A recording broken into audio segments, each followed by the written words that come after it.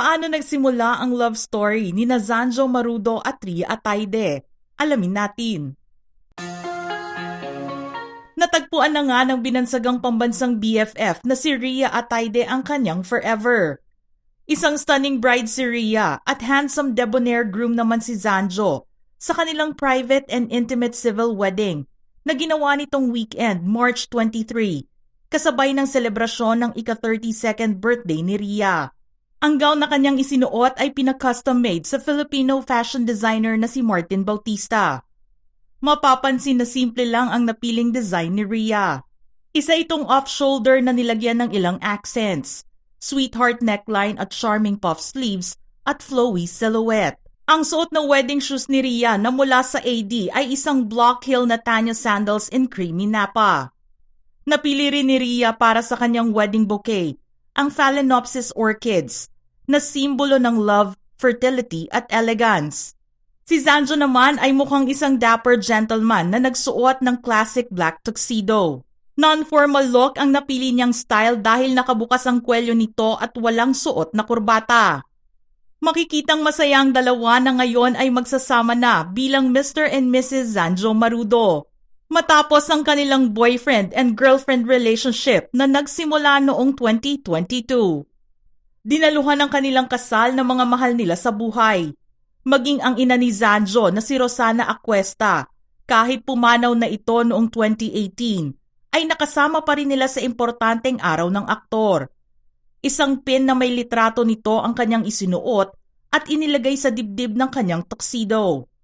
Maraming fans at netizens ang nakisaya sa kanilang pag-iisang dibdib matapos na i-post ni Zanjo ang kanilang mga wedding photos nitong nakaraang Lunes para batiin ng isang belated happy birthday si Ria. Sumunod naman na inilabas ng kanilang official photographer ang ilan pang mga kuha mula sa civil ceremony at sa kanilang reception na all white ang tema. Sa nakita nilang mga kuha noong araw ng kasal, nasabi na bagay sina Zanjo at Ria para sa isa't isa. Hiniling din ng mga ito na maging panghabang buhay ang kanilang samahan. Pero paano nga ba nagsimula ang lahat para kina Zanjo at Ria? Ano ang kwento nila sa likod ng natagpuan nilang pagmamahal para sa isa't isa? Una nilang nakilala ang isa't isa nang magsama silang dalawa sa isang teleserye noong 2017. Pareho nilang ginawa ang My Dear Heart, kung saan gumanap si Zanjo bilang si Jude, na naging tagapag-alaga ng isang batang babae na hindi nakilala ang kanyang mga magulang. Hindi nagtagal ay nalaman ng batang nagngangalang si Heart na siya ay apo ni Doktora Margaret Divina Gracia, na ginampanan ni Connie Reyes. Ang anak na babae ni Connie na si Gia, ang siyang tunay na ina ni Heart. Si Gia ay papel na binigyang buhay ni Ria Ataide sa serye. Sa pag-ikot ng kwento di naglaon ay nalaman ni Jude na ang batang kanyang inaalagaan ay siya palang tunay niyang anak at bunga si Heart ng pakikipagrelasyon niya kay Gia noon. Sa madaling salita, magkarelasyon ang una nilang naging proyekto sa ABS-CBN na naging daan para mas maging malalim pa ang kanilang pagkilala at pakikipagkaibigan sa isa't isa. Hindi rin nagtagal ay nakasama si Zanjo sa showbiz barkada ni Ria na may pangalang Nguya Squad. Mapapansin naman na halos lahat ng nasa Nguya Squad ay magkakapareha o mga magjowa. Kahit ilang beses na maling si Ria sa iba't ibang mga lalaki sa showbiz, ang mga pilit na idinidikit sa kanyang pangalan ay pawang mga kaibigan lang talaga niya. Very much single and able and ready to mingle nga ang status ni Ria noon. At ganoon din naman si Zanjo. Nabalita na rin kasi ang breakup nito sa kanyang model surfer non-showbiz Phil Aussie girlfriend na si Josie Prendergast noong 2020. Tila mas gumanda naman ang relasyon ni Zanjo at Ria bilang magbarkada nang makita silang magkasama sa triple birthday celebration para kina Ria Alora sa Sam at Catherine Bernardo sa El Nido, Palawan noong April 2022.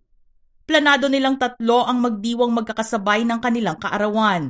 Kaya naman naging matagumpay ang pagsasagawa nila nito na almost 3 months in the making. First time din nilang makakapag-travel ulit noong panahong iyon dahil nga sa nagkaroon ng COVID pandemic ng ilang taon. Kaya naman sinigurado nilang imbitahan sa nasabing okasyon ang ilang mga celebrity at non-showbiz friends, kasama na nga rito si Zanjo. Ganoon din naman ang nangyari nang magdiwang si Zanjo ng kanyang 40th birthday noong July 2022 sa Tanawan, Batangas. Dahil naging espesyal na panauhin naman niya rito si Rhea. Mula noon ay nagsimula na ang mga intriga sa kanilang dalawa. Pero wala sila parehong kinumpirma o dinenay sa mga naglabasang chismis patungkol sa pagiging malapit nila sa isa't isa. Kahit ang ina ni Rhea, ang magaling na aktres na si Sylvia Sanchez, ay hindi rin nagsalita tungkol sa nababalitang relasyon noon ng anak at ni Zanjo. Nagkaroon lang ng kaunting kumpirmasyon sa kanilang pagde-date noong magpunta at lumipad si Rhea sa New York, habang may tour ang Star Magic artists. Nakita sila na magkasamang kumakain sa isang restaurant, kasama ang ilan sa kanilang mga kaibigan. Nang lumabas ang litrato nila, nasabi lang ni Sylvia sa isang talk show interview noong October 2022, na exclusively dating ang dalawa.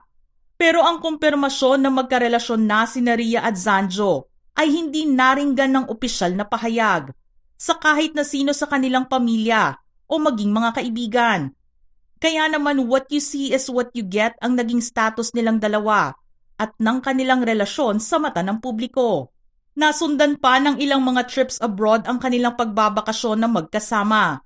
Nakitang very sweet si Rhea at Zanjo nang magpunta sila ng Japan, kasama ang kanilang barkada upang doon ay mag-celebrate ng Halloween.